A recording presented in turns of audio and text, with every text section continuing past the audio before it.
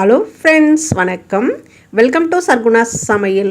இன்றைக்கி நம்ம சேனலில் கொஞ்சம் வித்தியாசமான சுவையில் முட்டை மசாலா எப்படி செய்யுதுன்னு பார்க்கலாங்க. இது பார்க்குறதுக்கே அவ்வளோ சூப்பராக இருக்குங்க. டேஸ்ட்டும் அவ்வளோ அருமையாக இருக்கும். இது எப்படி செய்யுதுன்னு பார்க்கலாம். நம்ம சேனலை இப்போ தான் முதல் முறையாக பார்க்குறீங்கன்னா சப்ஸ்கிரைப் பண்ணி சப்போர்ட் பண்ணுங்கள். இப்போ வாங்க முட்டை மசாலா எப்படி செய்யுதுன்னு பார்க்கலாம்.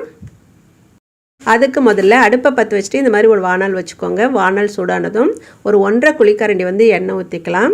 எண்ணெய் சூடானதும் ஒரு 1/2 டீஸ்பூன் கடுகு சேர்த்துக்கலாங்க. கடுகு பொரிஞ்சதும் 1/4 டீஸ்பூன் சீரகம் சேர்த்துக்கோங்க. கடுகு சீரகம் நல்லா பொரிஞ்சதும் 2 பெரிய வெங்காயத்தை நல்லா பொடியாக கட் பண்ணிவிட்டு சேர்த்துக்கலாங்க. இது கூடவே ஒரு கொத்து கருவேப்பிலையும் சேர்த்துக்கலாம். இந்த வெங்காயம் பார்த்திங்கன்னா ஒரு 3/4 பாகம் நல்லா வதங்கி வர வரையும் நம்ம வதக்கிக்கலாம். பெரிய வெங்காயம் இல்லைன்னா சின்ன வெங்காயம் 15லேருந்து 20 சின்ன வெங்காயத்தை நல்லா நறுக்கிட்டு இந்த மாதிரி சேர்த்து வதக்கிக்கோங்க.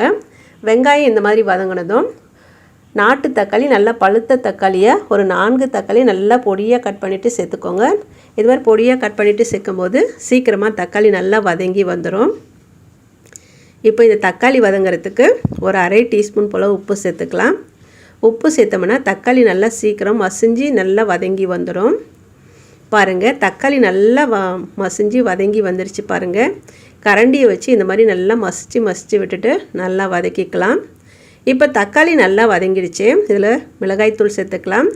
1.5 டீஸ்பூன் தனி மிளகாய்த்தூள் சேர்த்துக்கிறேங்க. இது கூடவே 1 டீஸ்பூன் மல்லித்தூள் சேர்த்துக்கலாம். கூடவே ஒரு 1/4 டீஸ்பூன் கரம் மசாலா தூள் சேர்த்துக்கலாங்க. சேர்த்துட்டு ஒரு முறை நல்லா கலந்து விட்டுக்கோங்க.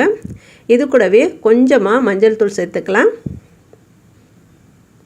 மஞ்சள் தூள் சேர்த்துட்டு இந்த மசாலாவோட பச்சை வாசனை போகிற வரையும் நல்லா வதக்கிக்கலாம். பாருங்கள், இந்த மாதிரி நல்லா மசிச்சு விட்டு நல்லா வதக்கி விட்டுக்கோங்க. மசாலா சேர்த்த உடனே தக்காளி பார்த்திங்கன்னா நல்லா குழஞ்சி மசிஞ்சு வதங்கி வந்துடுச்சு பாருங்கள். இப்போ நம்ம தண்ணி ஊற்றிக்கலாம். ஒரு சின்ன டம்ளரில் 1 டம்ளர் அளவுக்கு தண்ணி ஊற்றிட்டு ஏற்கனவே தக்காளி வதங்கிறதுக்கு நம்ம உப்பு சேர்த்துருக்குறோம். அதை பார்த்துட்டு இன்னொரு 1/2 டீஸ்பூன் போல் உப்பு சேர்த்துட்டு இதை நல்லா கலந்து விட்டுக்கலாங்க. இந்த கிரேவி கொஞ்சம் திக்காக இருந்தால் ரொம்ப நல்லாயிருக்கும். இந்த அளவுக்கு தண்ணி ஊற்றி கலந்துக்கோங்க, ரொம்பவே நல்லாயிருக்கும்.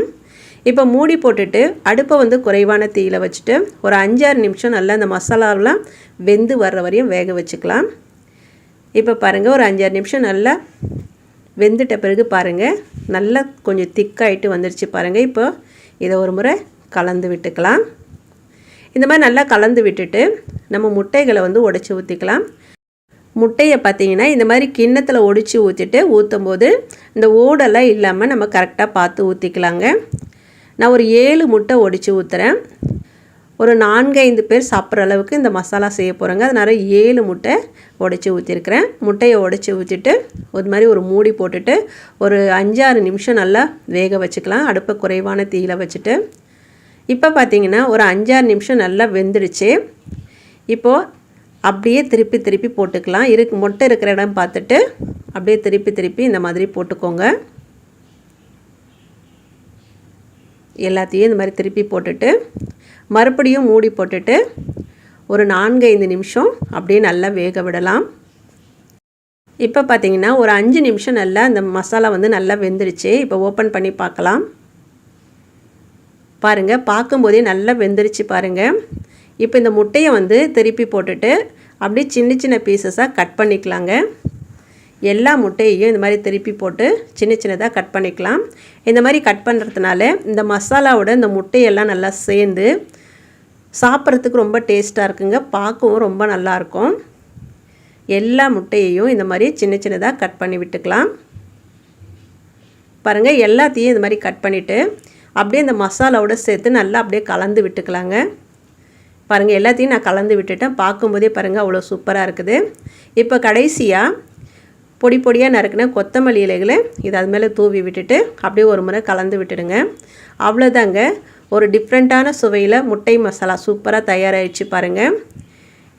இது பார்த்திங்கன்னா எல்லாத்தோடையும் சைடிஷாக வச்சு சாப்பிட்லாங்க. இட்லி, தோசை, சப்பாத்தி, பூரி, ஒயிட் ரைஸில் அப்படியே போட்டு பிசைஞ்சு கூட சாப்பிட்லாங்க. ரொம்பவே நல்லாயிருக்கும். இந்த மாதிரி ஒரு முறை செய்து பாருங்கள். முட்டை மசாலானா இப்படி தான் செய்வீங்க, அவ்வளோ சூப்பராக இருக்கும். இந்த சப்பாத்தியோடு சாப்பிடும்போது அவ்வளோ சூப்பராக இருக்குங்க. இதே மாதிரி நீங்களும் செய்து பாருங்கள். செய்து பார்த்துட்டு எப்படி வந்ததுன்னு கமெண்ட்டில் சொல்லுங்கள். இந்த வீடியோ பிடிச்சதுன்னா சர்குணாஸ் சமையலுக்கு சப்ஸ்கிரைப் பண்ணி சப்போர்ட் பண்ணுங்கள். லைக் பண்ணுங்கள், கமெண்ட் பண்ணுங்கள். மறக்காமல் உங்கள் தெரிஞ்சவங்களுக்கு நிறைய ஷேர் பண்ணுங்கள். நன்றி, வணக்கம்.